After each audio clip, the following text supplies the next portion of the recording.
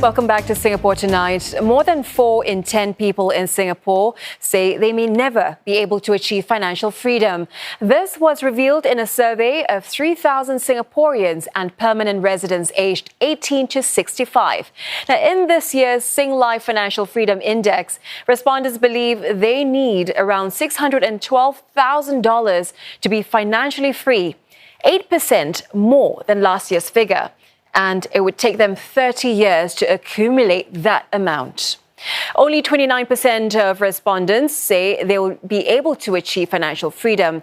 44% believe they will never achieve this. Now, major roadblocks include insufficient income, unforeseen expenses, and job insecurity. Over a quarter say they are currently financially free. The survey identified 6 key themes affecting the ability to attain financial freedom, and some of these include having money for a comfortable retirement, a stable income stream, being able to pay off bills and expenses, and the ability to pass on an inheritance. You have a higher cost of living. Obviously, the amount of money that you can save beyond whatever the experienced inflation is or experienced cost of living is going to be lower. So that might be one of the reasons that there is a slight decline in the savings of those of anyone for that matter during that period. The only way of sort of avoiding that is to have longer term positions on things which might be able to hedge or reduce the impact of inflation. Touching on Parenthood, those surveyed believe it takes more than $500,000 to raise a child till the age of 21. Just over half say they do not intend to have any children. And among those with at least one child, 80% say they do not want any more. More than 40% believe having children will delay their retirement age and the ability to achieve financial freedom by up to 15 years. When it comes to retirement, 4 in 5 aim to retire by 65. Most believe they need more than $2,800 a month to live comfortably. Some expressed interest in retiring to countries like Malaysia, Australia, New Zealand, or Thailand, citing reasons like lower cost of living and better climate. The majority say they prefer to retire in Singapore. Now, for more analysis on this, we're now joined by Dr. Aurobindo Ghosh. He is Assistant Professor of Finance and Director of the SMU Financial Literacy, Inclusion and Technology Program. Professor Ghosh, welcome to the program. So, first of all, Prof, help us understand why respondents feel that around $612,000 is the amount necessary to achieve financial freedom, because that's an 8% jump from the amount in last year's survey. That's correct. Thanks for having me. One of the challenges that is there is that we make decisions based on levels of uncertainty we have about the future. So the number 612,000 seem to be on the higher side, meaning that they are probably looking at interest rates they can possibly get or returns they can possibly get on their nest egg is sort of lower than what might be available.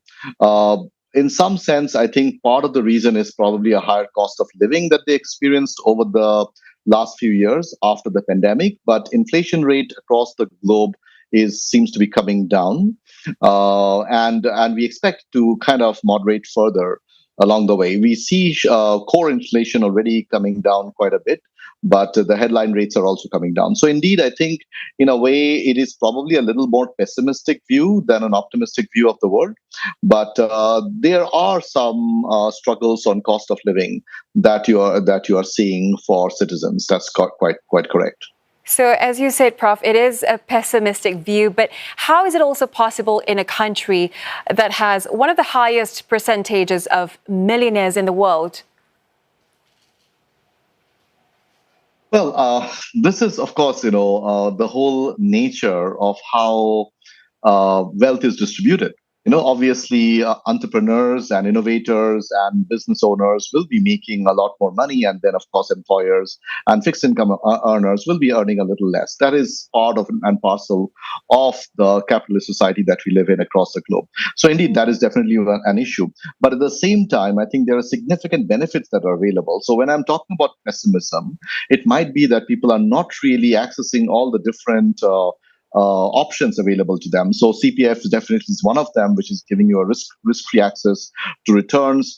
There are also long-term investment options that are available, which gives much higher return than what is predicated by the 612,000 that they are talking about. So indeed, I think having more information and having more knowledge and maybe more financial literacy about what are the investment options is a better way of preparing for their retirement and be less concerned about it.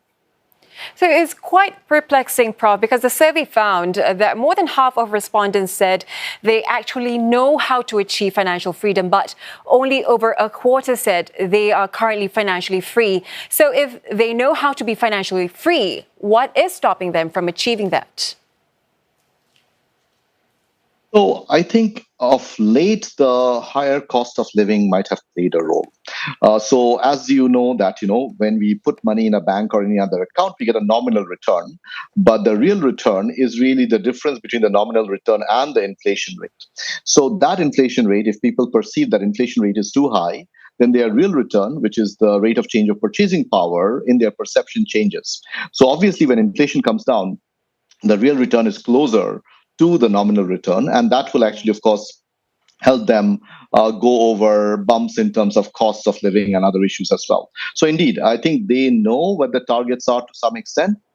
Obviously, I'm sure they're accessing more financial health, personal finance modules and other things available. But at the same time, they're concerned that to get a sustained return for a long time in a level of uncertainty that we see might be a little challenging. So they're also a little afraid of the uncertainty that can come in due to conflicts, separation between, bipolar world and so on.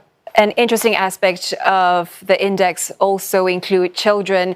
They are being factored into financial planning for retirement, or rather, they are being factored out of it. Is that a sound strategy in your opinion? Do you think it's a good investment plan? So we have to look at it in a broader and holistic sense. So if you can think of it, so of course Singapore, we are a city state, which is one of the reasons why our birth rate is probably naturally lower, because people are busy. There is no other place, in the country to sort of retire in some sense. So that is causing a little bit of anxiety, as I mentioned to you.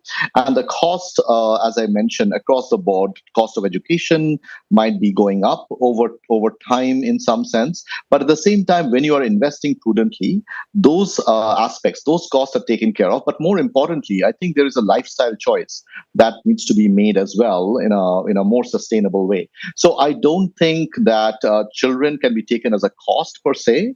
There are significant social development, how people can age more actively where children are needed, rather than having only older folks or more older folks. So there are a lot of other social aspects to it that has to be looked at as well when we think about, whether to have a family or children as well.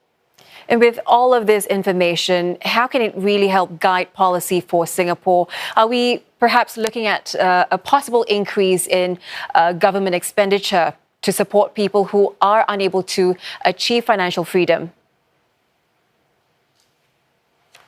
There are, of course, plans. As I mentioned, CPF already before. So having access to all these plans, annuities, CPF, and see exactly what are the things that are needed and available. And then also look at what their financial goals and targets are, how soon they want to retire, like the so-called financial freedom that is mentioned and also talked about quite regularly.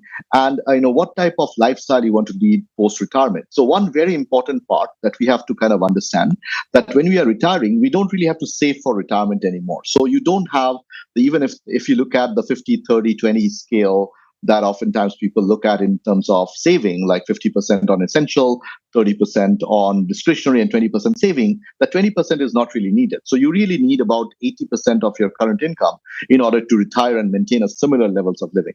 But obviously, we don't have to do a lot of things, like we don't have to commute to work and all those things as well. So there are ways of prudently looking at what your actual consumption basket looks like and then prepare according to that. So planning is definitely important. Understanding needs and wants, very important. And I would say at the end of the day, investing is very important too. Professor Ghosh, thank you very much for sharing your insight. That was Dr. Aurobindo Ghosh, Assistant Professor of Finance and Director of the SMU Financial Literacy, Inclusion and Technology Program.